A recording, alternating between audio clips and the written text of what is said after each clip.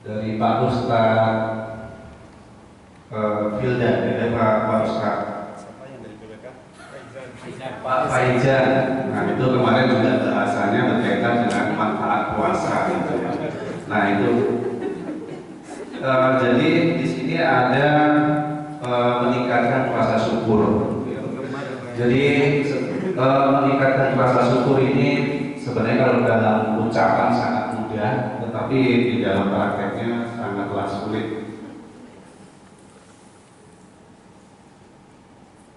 Seperti misalnya di sini dalam firman Allah ya, Al-Quran surat Al-Baqarah 185, Allah berfirman, dan hendaklah kamu mencukupkan bilangan hari puasa Ramadan, hendaklah kamu mengakukan Allah atas petunjuk yang diberikan kepadamu supaya kamu bersyukur. Jadi puasa itu ada 29, ada juga 30 begitu ya. Nah bagi orang-orang yang tidak mampu berpuasa itu masih terdapat keringanan-keringanan yang diberikan Allah Subhanahu wa Ta'ala. Jadi artinya di situ Allah Subhanahu wa Ta'ala itu memberikan kasih sayangnya yang tiada tara gitu. Jadi masih ada kesempatan bagi kita, bagi yang beriman gitu, untuk tidak melaksanakan puasa pada kondisi-kondisi tertentu. Misalnya sakit, ibu hamil begitu ya, ataupun musafir gitu. Kalau seandainya ini tidak bukan karena kasih sayang Allah Subhanahu wa Ta'ala, tentu berat bagi kita untuk melaksanakan puasa dalam kondisi sakit gitu. Jadi ya perlu kita syukuri gitu ya. Artinya masih bisa kita melaksanakan puasa di hari yang lain gitu. Jadi kita bayangkan kalau seandainya 1 bulan ini kita diberikan kesempatan untuk beribadah total 1 bulan dan tidak kita manfaatkan begitu. Tapi kan kondisi orang berbeda-beda. Bisa sakit, ibu dalam kondisi menyusui itu masih bisa puasa tetapi di hari yang lain. Jadi itu menunjukkan bahwa kasih sayang Allah itu benar-benar sempurna. Ya. Jadi tentunya kita harus pandai bersyukur. Jadi untuk kita yang notabene sebagai dosen ya, berinteraksi dengan mahasiswa, berinteraksi dengan sesama dosen, pimpinan, saya jadi lupa tadi. Jadi sebelumnya terima kasih kepada dekan ya, yang telah hadir pada kesempatan hari ini. Sudah lewat gitu kan. Pak WD 1, Pak WD 3, Bapak Ibu sekalian ya. Jadi sudah memancar gitu ya, lupa dengan yang datang gitu. Jadi saya ucapkan terima kasih kepada Bapak Ibu yang telah hadir pada kesempatan hari ini. Rasanya lebih ramai daripada hari yang lalu.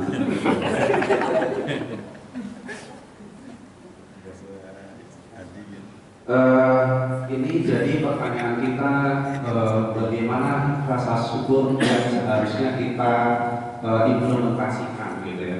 Jadi kalau bentuk syukur itu mudah diucapkan tetapi sangat sulit dipraktikkan, jadi bagaimana sih sebenarnya cara kita untuk bersyukur gitu ya. Karena bersyukur ini tidak hanya dari lisan gitu ya. Jadi di sini ada Ibnu Hazm gitu ya, menyampaikan bahwa syukur seseorang dianggap sah dengan 3 rukun. Dia harus mengakui nikmat Allah di hatinya, menyebut dengan lisannya dan menggunakannya dalam amalan. Jadi dinyatakan di sini dari Ibnu Hazm gitu ya, bahwa syukur itu harus dinyatakan dalam hati dulu. Gitu. Jadi kalau kita berpura-pura syukur tetapi dalam hati kita tidak, itu rasanya nggak mungkin dan berat sekali untuk menyatakan syukur. Padahal syukur gampang ya, kan syukur alhamdulillah gitu di depan orang gitu. Tapi kalau hati kita nggak bersih gitu ya, itu sangat mustahil bisa terjadi. gitu ya. Jadi harus diakui dulu di dalam hati. Rasa syukur itu seperti kita mengimani syukur tersebut. Seperti kita punya agama Islam, tentunya kita bersyukur ya, kita bisa meyakini agama Islam tersebut dengan cara kita belajar agama tersebut. Jadi nggak mungkin kita percaya sahabat dengan iman ketika kita nggak bisa belajar dengan agama tersebut, gitu ya. Jadi saya beriman tentunya saya belajar dulu, jadi saya harus ngerti dulu Islam, gitu, sehingga saya mempercayai dan kemudian saya beriman seperti itu. Nah, jadi selain daripada hati, maka diimplementasikan juga, gitu ya, di sehari-harian. Jadi di sini dikatakan juga orang yang bersyukur dengan lisannya saja tanpa menyertakan anggota badannya, seperti orang yang memiliki banyak pakaian namun dia hanya memegang bagian ujungnya saja, tanpa ia kenakan praktis tidak bermanfaat baginya untuk mengusir hawa dingin dan panas. Jadi di sini dinyatakan bahwa kalau untuk kita bisa bersyukur, gitu ya, tetapi tidak bermanfaat bagi kita, ya, jangankan bagi orang lain, gitu ya, bagi diri kita saja rasa syukur itu justru tidak bermanfaat, yang ada malah menyakitkan hati, begitu. Yang saya perhatikan seperti itu. Jadi rasa bersyukur paling tidak yang perlu kita perhatikan itu adalah harus dari hati dulu, baru kita ucapkan, baru kemudian kita praktekkan, seperti itu. Jadi tentunya di sini dikatakan bahwa rasa syukur itu seperti pakaian, seperti kita memiliki banyak pakaian, tetapi kita tidak bisa memakai pakaian tersebut, kita hanya cuma pegang saja, gitu ya.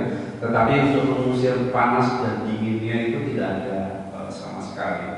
Jadi tentunya bersyukur itu balik ke diri kita sendiri. Tentunya nanti syukur, gitu, syukur alhamdulillah harus balik ke kita dan juga berdampak kepada orang lain. Jadi orang lain juga merasakan apa yang menjadi nikmat syukur kita.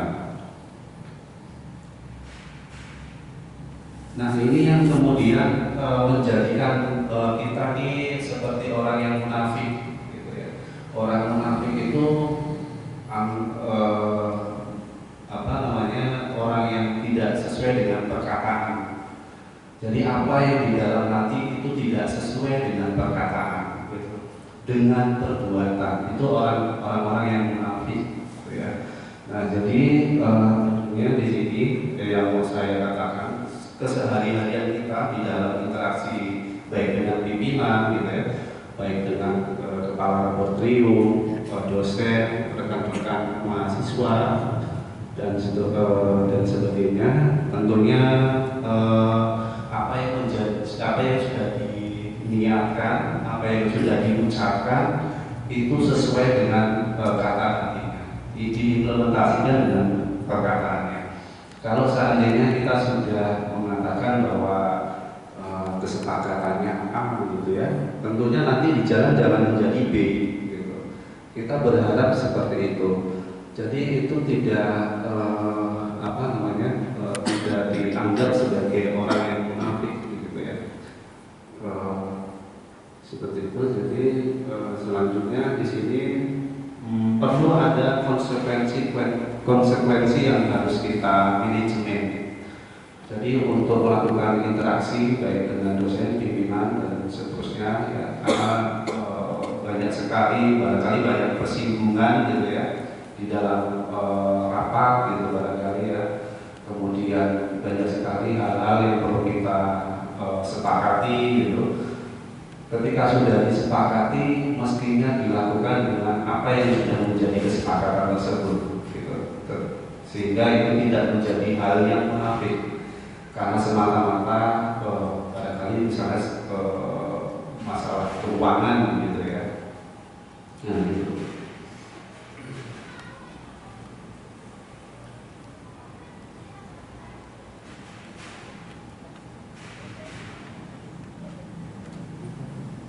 Selanjutnya di sini sampaikan ya, hendaknya kita tidak menjadi orang munafik yang menjadikan Islam sebagai sarana mendapatkan dunia, hanya mengambil Islam dari hal-hal yang sekiranya menguntungkan untuk dunia saja, tapi menolak hal-hal yang tidak menguntungkan baginya. Nah, ini seringkali terjadi di praktek-praktek kita di dalam melaksanakan barangkali pengolahan di fakultas gitu ya, di prodi atau di laboratorium gitu ya. Jadi kita kan menjadi dosen misalnya, ini tentunya sebagai pengabdian diri atau sebagai pengambaran diri kepada Allah Subhanahu wa Ta'ala, tidak semata-mata karena hanya gaji atau uang gitu ya. Tetapi saya masih merasakan gitu ya, saya masih merasa melihat gitu bahwa apa yang menjadi kebutuhan kita masih belum sesuai barangkali ya. Jadi masih sering kita dapati bahwa rasa syukur itu masih kurang, sehingga apa yang kita kerjakan harus diganti dengan uang. Misalnya kita masuk 8 kali, kita tulis 10 kali, nah itu. Padahal kita ngajar itu sebagai penambahan diri kepada Allah Subhanahu wa Ta'ala tentunya, dan pengabdian diri kita sebagai makhluk sosial. Tetapi pada posisi honorarium misalnya ya, kita masuk 7 kali, tapi kita dibuatnya 10 kali, yang 3 kali itu kemana? Gitu. Nah, ini hal-hal kecil yang seharusnya kita pahami sebagai rasa bersyukur. Bersyukur kita masih bisa mengajar, ya. Bersyukur kita masih bisa memberikan manfaat kita kepada orang lain, gitu ya. Dan kita masih bersyukur juga masih bisa diberi kesehatan, kekuatan di dalam hal mengajar, gitu. Tetapi kalau seandainya kita melakukan absensi dari 7 ke 10, yang 3 ini seolah-olah kita nggak bersyukur, gitu. Padahal hal kecil sekali. Bayangkan saja kita sebagai dosen memberikan manfaat besar bagi mahasiswa, tetapi kita mencela diri sendiri dengan menambah absen lagi. Nah, kalau untuk mahasiswa mungkin harusnya masuk 16 kali, nggak masuk 8 kali ditulis 15 kali, yaitu juga tidak diperbolehkan gitu ya. Jadi kesimpulannya yang bisa saya sampaikan di sini adalah sesuai dengan